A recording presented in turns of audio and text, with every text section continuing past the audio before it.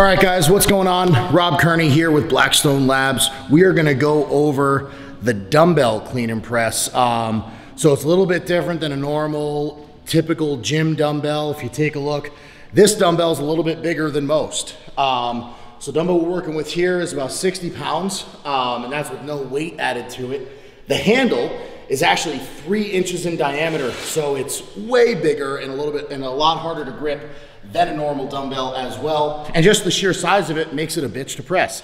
So when we're looking at the dumbbell, there's really just two parts to this lift, the clean and the press. And there's a couple of different ways we're gonna go over how to do that. So what we're gonna do, I'm gonna have Kristen grab a hold of this dumbbell. And when you're looking at a handle like this with the clean, you end up having to kind of interlock your hands and almost wrap them around each other, just because the handle isn't that long, but the handle is so thick. In order to get it up to your shoulder, then you need to grab it with both hands. The part about the Strongman event that most people forget, you can clean it to your shoulder with both hands, but before you initiate the press movement, that other hand has to be off of the dumbbell and you're only allowed to press it overhead with one arm.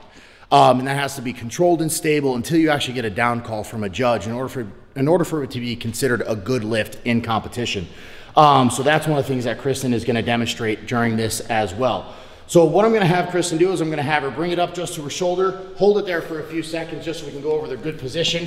So you notice Kristen, her elbow parallel to the ground, just like in the log press that we talked about earlier. The dumbbell's actually behind her head, resting on her trap and her delt, and that's gonna give her a nice solid position to press off of. You can go ahead and bring it down. So getting in that position is key for this, because what we wanna do, once that dumbbell is on the shoulder, it needs to be comfortable and in a good position, because when you dip, like I said with the log press, we need to make sure that elbow stays up, the lat is engaged, and you actually wanna push into the dumbbell a little bit to make sure that elbow doesn't fall from that parallel position. And then once you get there, the press, you can do either a push press or a push jerk that we demonstrated earlier. The push press is just a simple dip and press overhead. The jerk is when you're gonna dip and then catch underneath it. The biggest part with a dumbbell like this going overhead is the path of the dumbbell.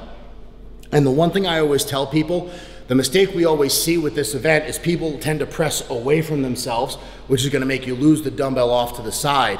So the cue that I always tell people is imagine pushing your bicep to your ear, because what that's gonna do is it'll drive the dumbbell directly over your head, put you in line with your body, and make sure you're stable overhead. So go ahead and have Kristen show a few reps on the dumbbell. She's gonna go ahead and pick it up to the shoulder, resting on the trap, and then press overhead, bicep to the ear straight up, and then she'll get the down call from the judge. Go ahead and do one more for me. Again, good position, elbow stays parallel to the ground, she presses, bicep to the ear, oh, and a nice push jerk right there, and get the down call from the judge.